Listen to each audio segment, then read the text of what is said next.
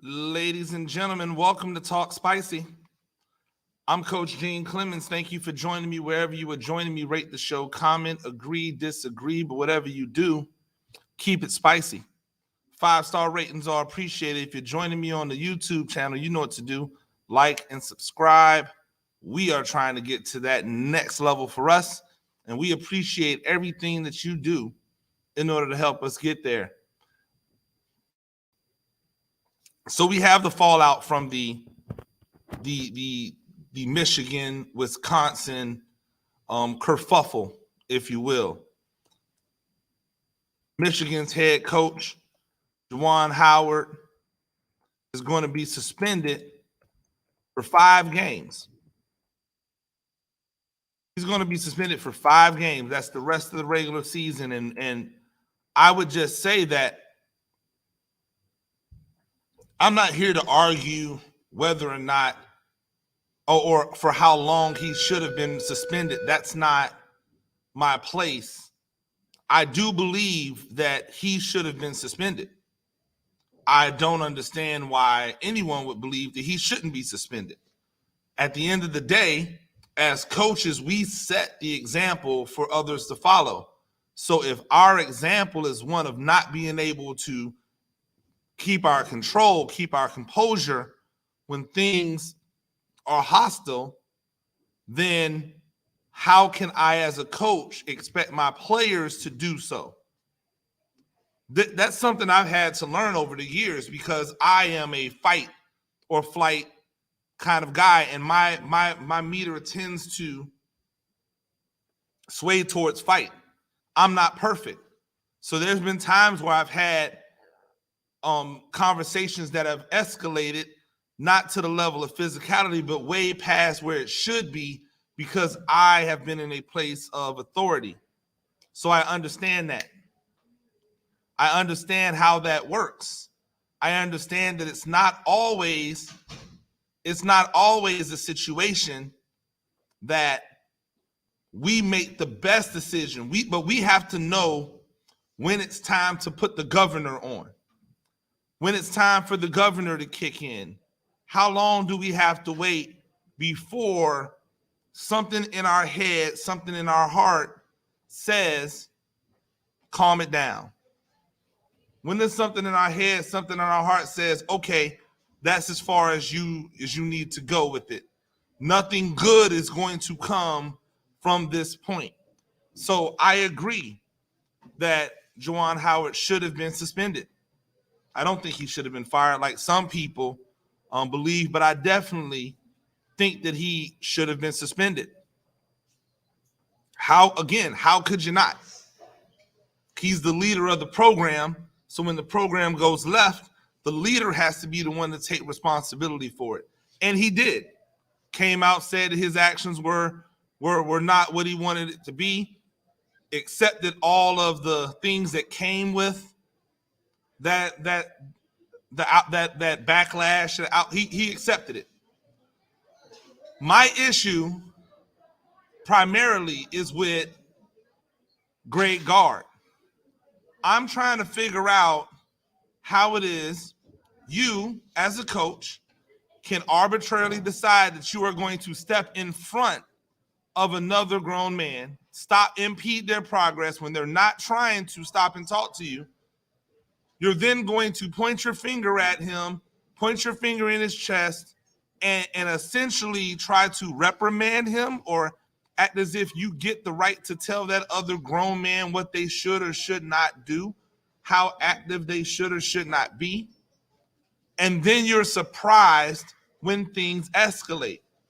See, my problem with the way things come down is that what essentially happened is they punished the result. And my point is you should punish the initiation. Both coaches should have been suspended. Both coaches should have been suspended for an equal amount of time.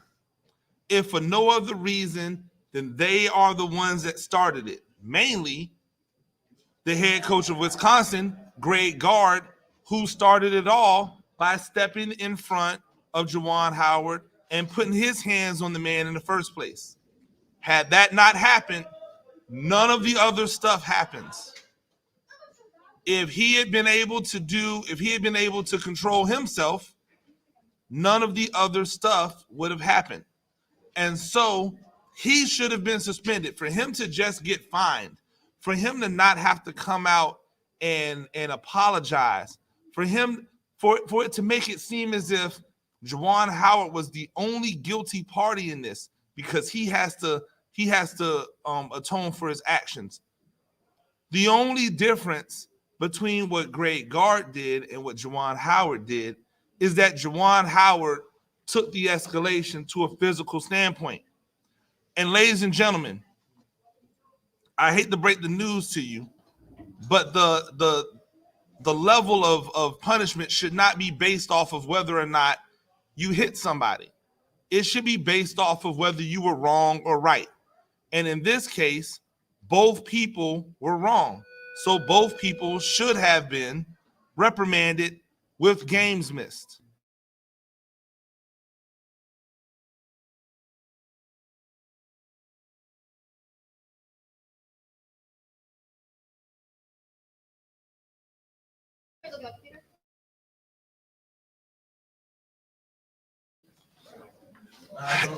I look at a lot of these situations differently because I'm not willing to give Gard a pass just because he didn't escalate to the level of physicality.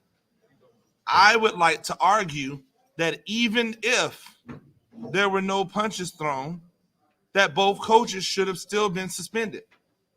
That would have been the logical thing to do in order to make sure that something like this doesn't escalate past the level that it should escalate at. But that never happens in these situations. The cowardly one that starts something and then goes and runs behind people so that he doesn't get into the escalation of it is never held to the standard of somebody who's willing to stand there in the fire and get their hands dirty. Now again, I tell you, both should be punished. Both should be reprimanded. Nobody should be absolved from blame. I don't like the fact that they make it seem as if Juwan Howard has to do this song and dance where he apologizes and puts his hat in hand and talks about how he apologizes to the assistant coach and he apologizes to the head coach of Washington. Why? He shouldn't have apologized at all because he meant what he did. What he should have did was apologize for the entire thing, not specifically to that assistant coach who clearly said and did something that struck the wrong tone. He put his hands on Michigan players, yet he's not suspended. Greg Gard put his hands on another man, yet he's not suspended. Tell me how this is right. Explain how this is the same. Why should the level of a physical altercation matter as long as there's something physical? If we're judging things by the regular world and I'm walking down the street and you put your hands on me without me saying, hey, you can put your hands on me, and you wagging your finger at me, talking all this other stuff, you're probably going to get punched in the face. That's how life works. So just because somebody didn't differentiate life from the sideline of a basketball court doesn't mean that those rules don't still apply. You got to be careful what you ask for. I said it yesterday. If you do something that elicits a response that you don't like, that's on you.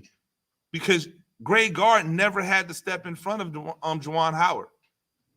If Gard never steps in front of Howard, then none of this ever happens.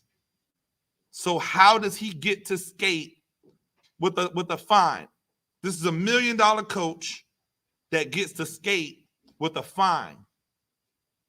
You think he cares about $10,000 when he's making millions a year? That's not how you send the message. The message that you sent was, hey, this predominantly white school with this predominantly white staff and this head coach who happens to be white and way smaller, way little, should be able to go up and reprimand somebody if they feel like it because they can get away with it. And then the big black dude comes in angry and swats at the face of another guy, which all of the outlets called the punch, by the way, and was nowhere near a punch. Nowhere near a punch. That narrative is written the wrong way. And if you know about narratives, it's set up to make Juwan Howard look like the bad guy. And I'm just here to tell you, there are no good guys in this. All of the actions are bad. So if we're going to punish Howard, let's punish Guard. But we won't. Why? Because Guard was able to keep his composure enough to not throw a punch? No. Guard looked at the situation and went, if I try to throw a punch, I'm going to get beat up, so I'm not going to do anything.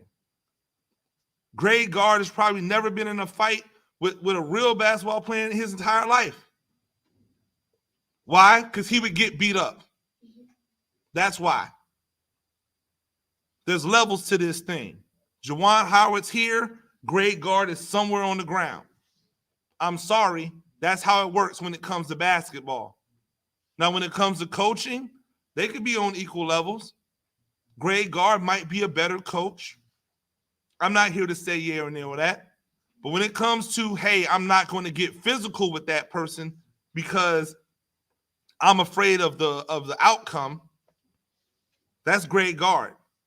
Guess who's not afraid of the outcome? Juwan Howard.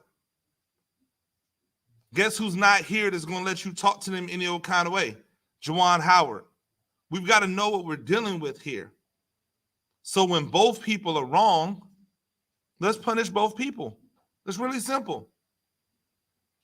We don't need to make a right and wrong or a bad guy, good guy. Everybody can be wrong.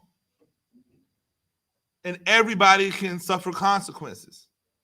I can tell you as a teacher, when I have an assignment and people do an assignment, when the people who don't do the assignment, I don't put variations on it. Either you did it or you didn't. Oh, well, you didn't do it, but I saw you working on it, and so I'm going to be lenient with you versus the person that I saw on their phone. No. If you didn't turn it in, you didn't turn it in. That's 2 zeros. If life just had that level of black and white to it, we wouldn't be sitting here having these debates. But we always want to try to put some level of shade on it, some level of color on it. And every time we do that, we make it harder and harder to function. We make it harder and harder to function. All we have to do is look at the situation for what it is. And if we did that, we know the outcome. Ladies and gentlemen, that's Talk Spicy. I'm Coach Gene Clemens. Thank you for joining me. We appreciate you. Make sure you follow all the places that you follow. Make sure you do all the things that you do. Until next time, peace.